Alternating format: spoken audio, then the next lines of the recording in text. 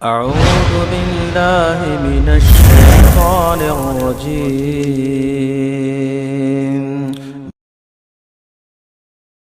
شب گریزاں ہوگی آخر جلوائے خورشید سے، یہ چمن معمور ہوگا نغمائے توحید سے۔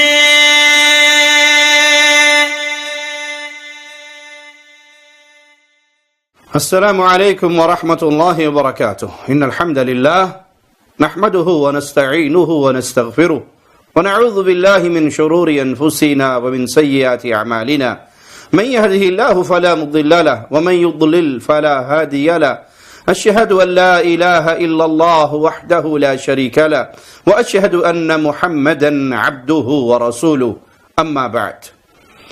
اہل توحید کا پیغام دیتے ہیں، لوگوں کو ایک اللہ کی عبادت کی طرف بلاتے ہیں،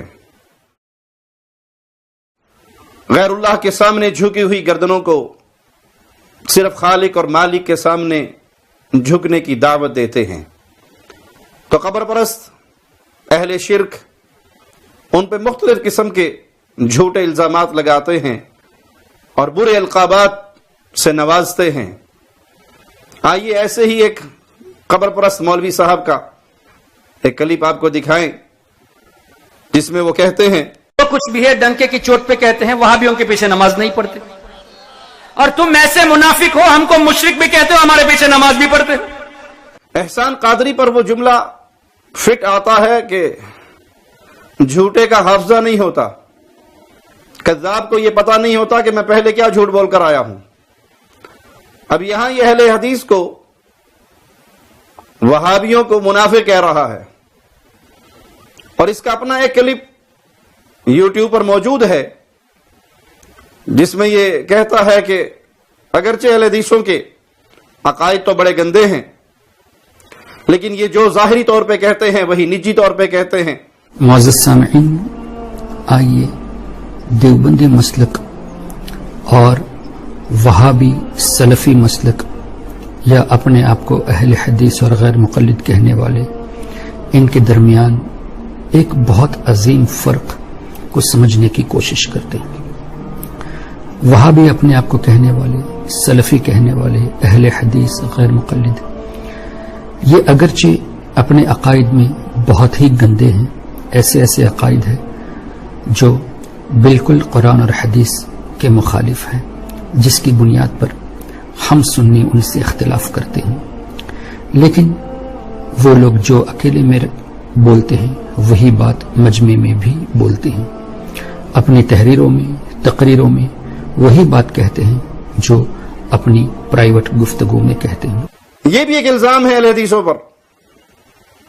اللہ کی قسم اہل الحدیث کا کوئی ایک عقیدہ کتاب و سنت کے خلاف نہیں ہے، جس پر ہم عمل کرتے ہوں، جس کی ہم دعوت دیتے ہوں، کوئی ایک عقیدہ ہمارا کتاب و سنت کے خلاف نہیں۔ ہماری تو ساری محنت ہی امت کو کتاب و سنت پہ اکٹھا کرنے کے لیے ہے۔ ہم نے اپنی طرف سے نہ کوئی الہ بنایا ہے اور نہ ہی اپنی طرف سے کوئی رہبر رہنما تراشا ہے جس کو ہم معصوم من الخطا سمجھتے ہوں۔ ہماری دعوت کا نچوڑ یہ ہے کہ پوجنا ہے تو اللہ کو، پوجنے کا طریقہ پوچھنا ہے تو محمد رسول اللہ سے صلی اللہ علیہ وسلم۔ تو یہ باطل الزام ہے، جھوٹا الزام ہے کہ اہل الحدیث کے عقائد اگرچہ گندے ہیں، ہمارا کوئی عقیدہ کتاب و سنت کے خلاف۔ اگر کوئی شخص ہمت رکھتا ہے ثابت کر دے، اللہ کی قسم صبح کا سورج طلوع ہونے سے پہلے ہم اپنے اس عقیدے سے توبہ کر لیں گے، کیونکہ ہم فرقہ نہیں ہیں جس نے اپنی طرف سے اپنے بزرگ تراشے ہوں، اپنی طرف سے اپنا نصب العین بنایا ہو، ہم نے فلاں کے پیچھے چلنا ہے یا فلاں کے پیچھے، ہم نے فلاں کتاب کا دفاع کرنا ہے یا فلاں کتاب کا۔ ہمارے ایک ہاتھ میں اللہ کی کتاب اور ایک ہاتھ میں محمد الرسول اللہ کی دی ہوئی پیاری سنتیں ہیں، کچھ ہے ہی نہیں ہمارے پاس اس کے علاوہ۔ لیکن یہ دوسرا کلپ دکھا کے منافقت آپ کی ظاہر کرنی ہے کہ ایک طرف آپ ہمیں منافق کا تانا دیتے ہو اور دوسری طرف خود تسلیم کرتے ہو کہ یہ منافق نہیں، جو یہ نجی محفلوں میں کہتے ہیں وہی یہ کھل کر کہتے ہیں۔ وہاں آپ نے منافق ہونے کا تانا دیوبندیوں کو دیا ہے، اور اس کلپ میں آپ اہل حدیثوں کو کہہ رہے ہیں، تو اصل میں منافق آپ ہیں۔ آپ کو یاد ہی نہیں رہتا کہ میں نے پہلے کیا جھوٹ بولا تھا اور اب کیا جھوٹ بولا. الحمدللہ ہم ڈنکے کی چوٹ پر یہ بات کہتے ہیں کہ کسی قبر پرست کے پیچھے نماز نہیں ہوتی, کسی مشرک کے پیچھے نماز نہیں ہوتی. کسی مشرک امام کے پیچھے نماز پڑھنا گویا اندھے ڈرائیور کی ٹیکسی میں بیٹھنا ہے, جو خود بھی مرے گا اور مسافروں کو بھی مارے گا, خود بھی ہلاک ہوگا, اپنے پیچھے بیٹھنے والوں کو بھی ہلاک کرے گا.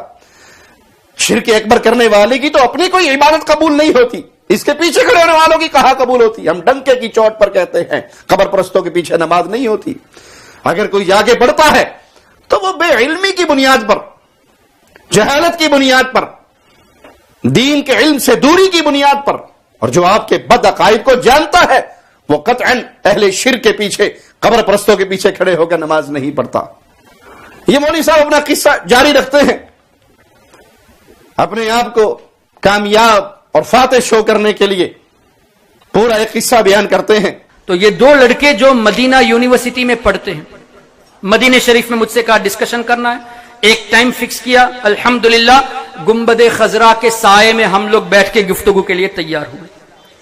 گفتگو کے دوران اس نے سب سے پہلی بات یہی کہی کہ حضور علیہ الصلوۃ والسلام معاذ اللہ مر گئے ہیں, اب ہماری آواز کو نہیں سنتے, اور آیت بھی یہی پیش کی. میں نے کہا کہ تم تفسیر میں ابن کثیر کو مانتے ہو؟ کہا ہاں مانتا ہوں.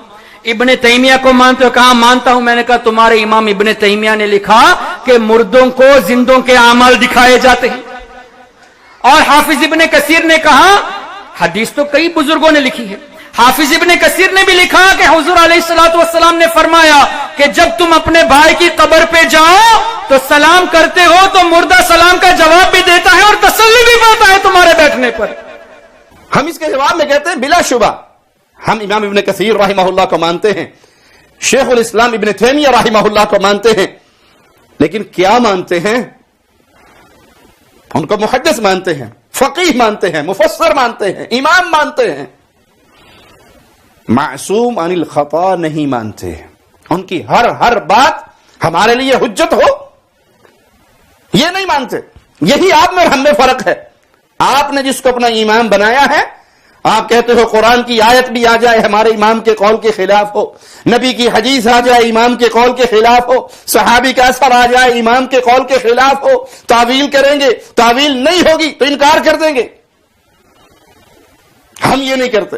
ہم کہتے ہیں معصوم عن الخطا صرف محمد الرسول اللہ صلی اللہ علیہ وسلم, جن کی ہر بات مانی جائے, جن کی کسی بات کو رد نہیں کیا جا سکتا. وہ عقل میں آئے تب بھی ٹھیک ہے, عقل میں نہ آئے تو فطور ہماری عقلوں کا ہے. مصطفیٰ صلی اللہ علیہ وسلم کا فرمان سچا ہے. ہر حال میں ہر بات کو تسلیم کریں گے جو مصطفیٰ علیہ الصلوۃ والسلام کی مبارک پاکیزہ طیب و طاہر زبان سے نکلی ہو. یہ ہم مقام کسی اور کو نہیں دیتے, یہ آپ کا شوق ہے. آپ نے نتھو اور پھتو کو یہ مقام دیا ہوا ہے, اپنے محلے کے مولویوں کو یہ مقام دیا. حدیث تو ٹھیک ہے پر ہمارے مذہب کے خلاف ہے, حدیث تو ٹھیک ہے پر بابا جی کہتے ہیں یہ حدیث ہمارے ماننے والی نہیں ہے, یہ ان کے ماننے والی حدیث ہے. یہ تفریق آپ نے کی ہے امت کے اندر.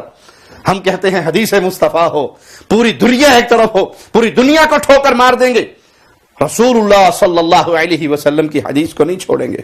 یہ جو روایت آپ نے بیان کی, بلا شبہ ابن کثیر رحمہ اللہ نے اس کو بیان کیا سورہ روم کی آیت نمبر 52 کی تحت.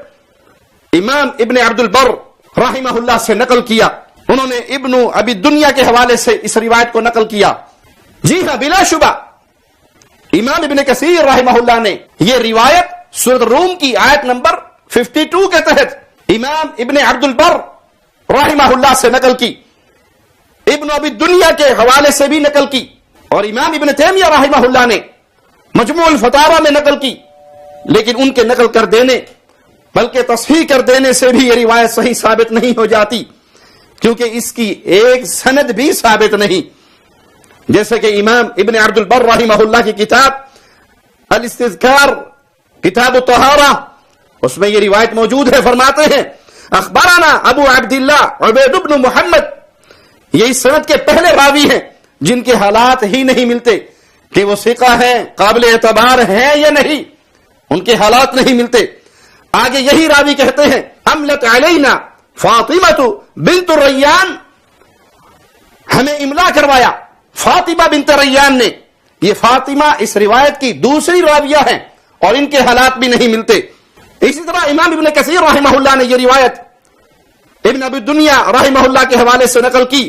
ہمیں یہ روایت ان کی کتاب میں نہیں ملی، البتہ الصارم المنکی امام ابن الہادی رحمہ اللہ نے اس کی جو سند نقل کی ہے اس میں ابن سمعان متروک راوی ہے. اس قسم کی جتنی روایات ہیں ان میں اکثر کی سند میں کذاب، متروک، ضعیف، مجہول راویوں کی ایک لائن ہے. ایسی روایت کی بنیاد پہ آپ عقیدہ تراشنا چاہتے ہیں، عقیدہ بنانا چاہتے ہیں، عقیدے کی بنیاد رکھنا چاہتے ہیں جو روایت ثابت ہی نہیں، جس روایت میں موجود راویوں کے حالات کا پتہ نہیں، مجہول راوی ہے یا ضعیف راوی ہے یا کذاب راوی ہے، تو یہ آپ ہی کو مبارک ہے.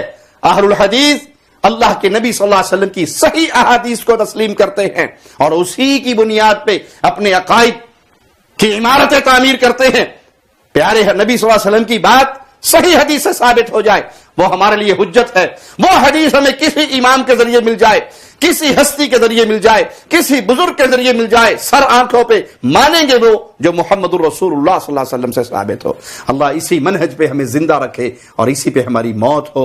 اقول قولی ھذا واستغفر اللہ لی ولکم ولسائر المسلمین. آپ کی شان شوکتوں سے الگ، دوسری سب نبوتوں سے الگ.